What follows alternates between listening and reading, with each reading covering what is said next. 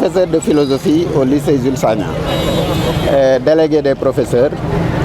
au niveau du conseil de gestion. Voilà, nous sortons juste d'une rencontre entre professeurs et cette rencontre-là est liée au fait qu'il y a une situation qui prévaut ici à Jules Sagna. Vous n'êtes pas sans savoir que aujourd'hui nous sommes au cœur de l'actualité. Et cela est dû à des problèmes de fuite qui ont eu lieu ici. Alors la première chose que nous tenons à préciser, c'est que nous condamnons et nous dénonçons tout ce qui est fuite, tout ce qui est tricherie. Ça, c'est la première chose. La deuxième chose que nous tenons à préciser, c'est que les professeurs de Jules Sagna ne sont liés ni de près, ni de loin à une quelconque fraude ou tricherie. La troisième chose, c'est que nous voulons que toutes les responsabilités soient situées, que les enquêtes qui sont en train d'être menées suivent leur cours jusqu'à terme. Parce qu'il faut que les responsabilités soient situées pour éradiquer ce phénomène-là. Alors la troisième chose que je voudrais dire, c'est que nous déplorons le comportement de certains potaches qui ont été ici et qui ont jeté l'opprobre sur le dos des professeurs, les accusant d'être à la source des fuites. Ils sont même allés jusqu'à insulter les professeurs ici, ce que nous dénonçons jusqu'à la dernière énergie. Et nous voulons que l'administration, des autorités locales jusqu'aux plus hautes autorités, qu'elles prennent toutes les responsabilités pour situer les responsabilités là de ces fraudes. Donc voilà la quintessence de notre réunion que nous tenions à mettre, que nous tenons à soumettre à l'endroit de la presse nationale et de la presse internationale.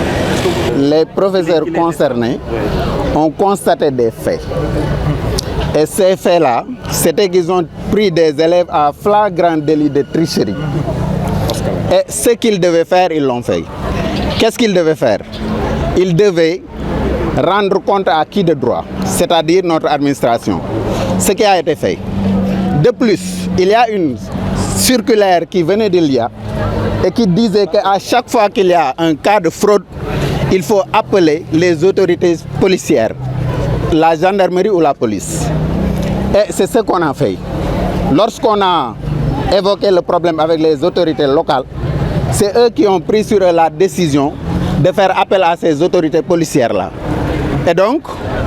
ce que nous devions faire, c'est de dénoncer tout cas de fraude,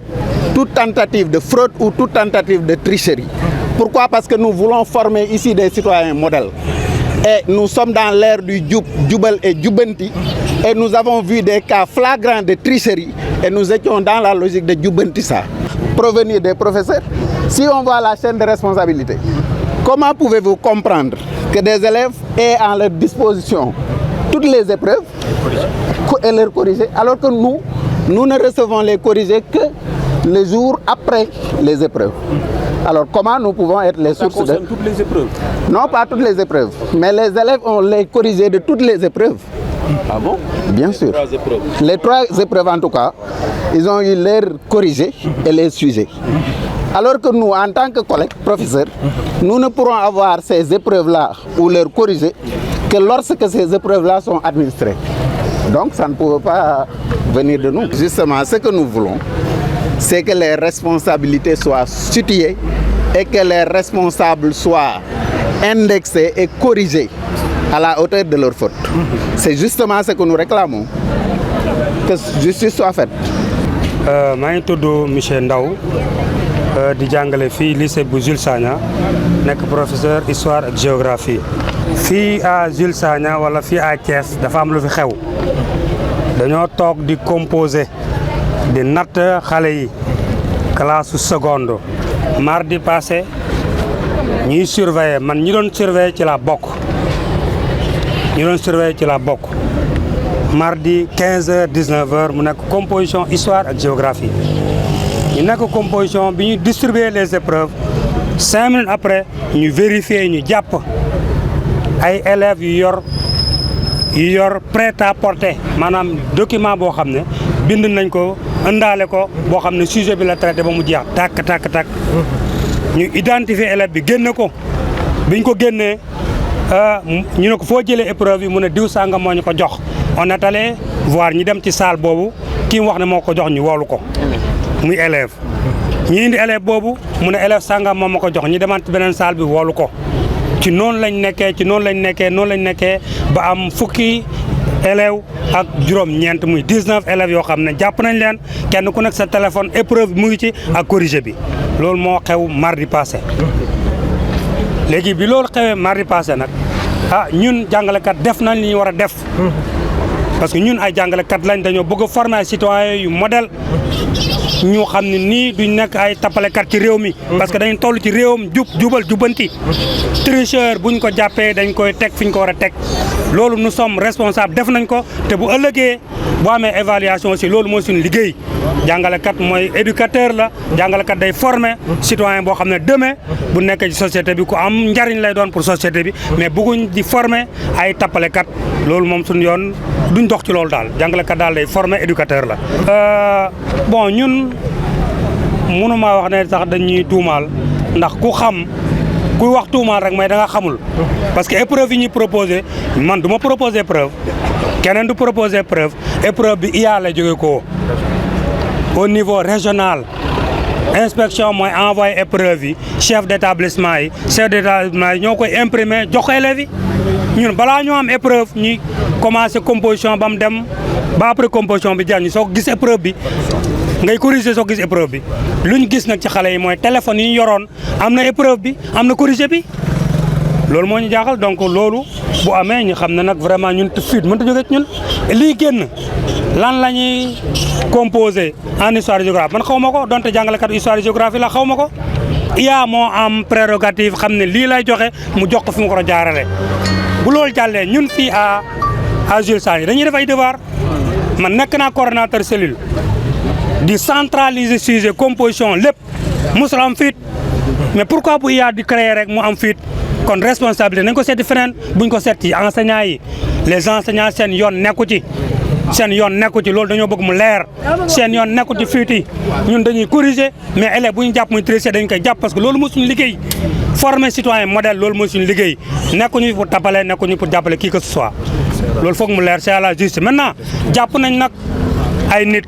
jébbal nañ ko suñu autorité locale yi ne ñii ay tricheurs lañu suñu autorité locale yi ñoom jébbal leen wàllu yoon mu ngi def liggéeyam lu ñu bëgg daal moom mooy yoon na def liggéeyam mu mucc ayib mu yegg fi mu war a yegg ñi xam ne bu fekkente ne monsieur Ndaw moo joxe fuite bi nañ ko jàpp sanctionné ko bu fekkee ki ko def IA la nekk nañ ko jàpp sanctionné ko bu ko fekkee ki ko def proviseur tel sangam nañ ko sanctionné bu fekkee fee ku mënte doon laa bëgg a wax ñun loolu la ñuy prôné ku mënte doon nga joxe nekk responsable situation bi nan la yoon daan li ñu la war a daan ñun loolu la ñu bëgg. problème Jules Sagna bii moom mu ngi soog a am fii à Jules Sagna problème baa ngi soog a am degré de tricherie bi ñu gis fii Jules Sagna man maa ngi soog gis depuis 14 ans maa ngi jàngale. degré de tricherie nit daan na gis tricheur mu indi prêt-à-porter wala indi leen mais degré bi ñu gis fii Jules Sagna man mosuma ko gis jàpp élève mu ne ma kii moo ma ko jox nga dem woo ko mu wan la téléphone mu yor épreuve mu ne ma kii moo ma ko jox ba mu nekk 19 personnes bii moom guléet la vraiment à Jules Sagna. donc ñun Jules Sagna ma jaaree ci lancer benn appel ñun à Jules Sagna dañu am problème wax naa ko à l'IA wax naa ko ci réunion yi ñu dem yëpp ñun bu ñuy def évaluation IA yi sax problème lay jur ci ñun. bu ñuy def évaluation devoir maanaam terminal classe de seconde du jàng classe de première du jàng ndax lan moo ko war a amuñu salle bu terminal yi composé rek ñeneen ñi ñu am salle duñ jàng la ñu toog di xaar ñetti niveau lañ yor seconde première terminal bu terminal di composé duñ jàng mu ñu perte benn semaine première di composé duñ jàng mu ñaari semaine seconde di composé duñ jàng mu ñetti semaine loolu boo ko boolee semestre bu ne ñaata la 6 semaines pratiquement loolu 2 mois la donc 2 mois ñu perte ko bëgg a def résultat yu baax loolu day impacté sax suñu résultat à Jules Sagna donc ñoo ngi ñaan daal autorité yi ñu xoolaat faar yi jàngataat ko saytu ko jël li ci baax ñu jëfee ko li ci bon ñu génn ko salaamaaleykum wa rahmatulah